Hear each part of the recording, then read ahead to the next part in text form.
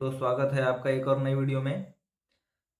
तो आज हम देखने वाले हैं रेलवे ग्रुप डी में कितनी सैलरी होती है। तो मैं हूं प्रवीण पवार, जो कि ग्रुप डी में एम्प्लॉय हूं। तो आज हम इस वीडियो में देखेंगे कि ग्रुप डी एम्प्लॉय की कितनी सैलरी होती है। सैलरी की सबसे अच्छी बात तो रेलवे में यह है कि सैलरी महीने की आखिरी तारीख तक आ ही जाती है। और कभी कभी तो ये भी होता है कि मंथ एंड में लास्ट तारीख को यदि संडे हो तो एक दिन पहले आ जाती हैं। और यदि कोई लास्ट में फेस्टिवल यदि हो तो 1 या 2 दिन पहले भी आ जाती है कभी कभी। अभी फिलहाल गणेश चतुर्थी था पिछले, तो हमारे 8 दिन पहले सैलरी आ गई थी। तो चलिए देखते हैं कि रेलवे ग्रुप डी एम्प्लॉय की कितनी सैलरी होती है। चलिए दोस्तों, तो हम देखते हैं। मेरा जोन है मुंबई, जो कि सेंट्रल रेलवे में आता है, और उसमें भुसावल डिवीज़न में हूँ मैं। यहाँ पर लिखा है pay slip for the month of October 2025। जहाँ पर लिखा है अक्टूबर 2025 के लिए वेतन पर्ची है। यहाँ पर लिखा गया है employee detail for employee number, जिसे मैंने हाइड कर दिया। कुछ इम्पोर्टेंट चीज़ें हैं जो कि हाइड कर दी है मैंने।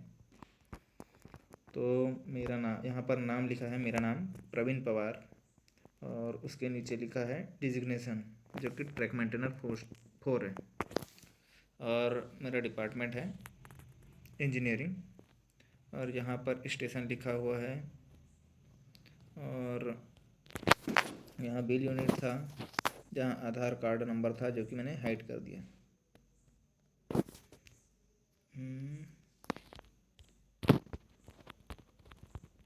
यहाँ पर मेरी डेट ऑफ बर्थ लिखी थी, जिसे हाइड कर दिया है। मेरी ज्वाइनिंग थी 20/6/2023 की ज्वाइनिंग थी। ये जॉब आती है लेवल 1 में। अभी वर्तमान मेरा बेसिक है 19,100। पहले ये था 18,500 था। एक इंक्रीमेंट हमारा जनवरी 2025 में लगा था, जब पहले 18,500 था बेसिक। अब है 19,100 इंक्रीमेंट लगने के बाद। अब अगला इंक्रीमेंट लगने वाला है हमारा, अब अगला इंक्रीमेंट लगने वाला है 1/1/2026 को लगने वाला है। यहाँ पर मोबाइल नंबर था, उसे हाइड कर दिया है। यहाँ पर प्रान नंबर था। यहाँ भुगतान की विधि, बैंकिंग सिस्टम दिया है। यहाँ पर मेरी बैंक है बैंक ऑफ महाराष्ट्र। यहाँ पर IFSC कोड था, खाता नंबर था, और यहाँ पैन नंबर था। तो चलिए देखते हैं। मेरी कुल ड्यूटी डेज हैं 31 डेज, और जिसमें मेरा ग्रॉस पे बना है 40,112 रुपये, और इसमें कुल कटौतियाँ हुई है हमारी 4,081 रुपये। तो चलिए देखते हैं कि अर्निंग्स क्या क्या है हमारी।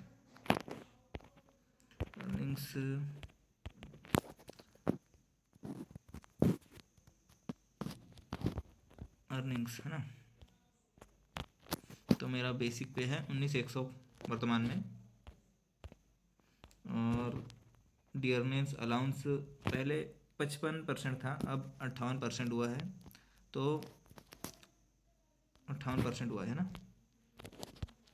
तो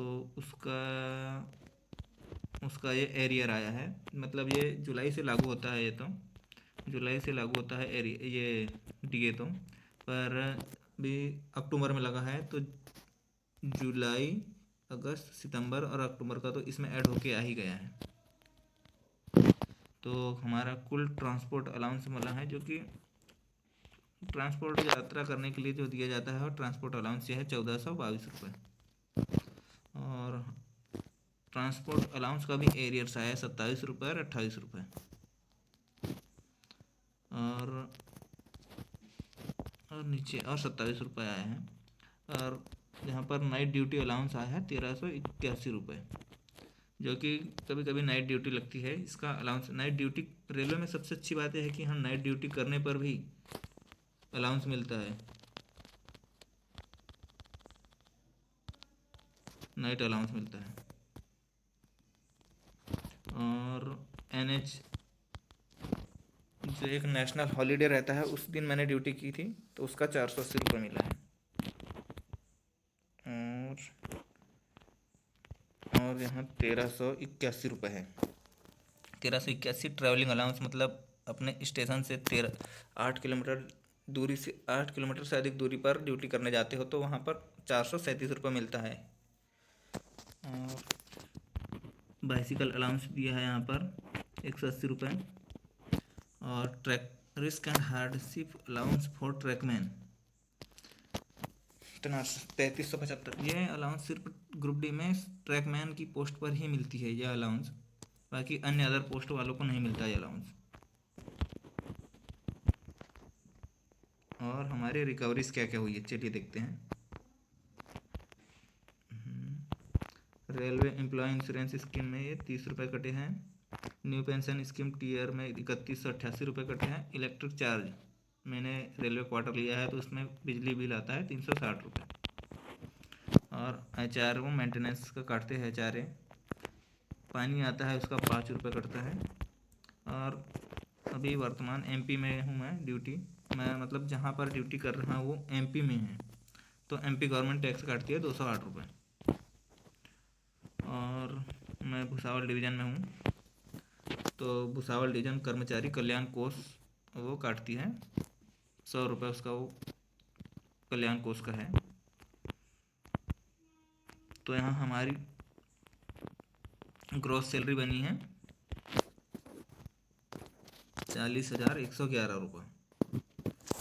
तो एक ग्रॉस सैलरी डिडक्शन के बाद कुल सैलरी कितनी बनी है? डिडक्शन के बाद नेट पे शुद्ध वेतन नेट पे 36,031 रुपये,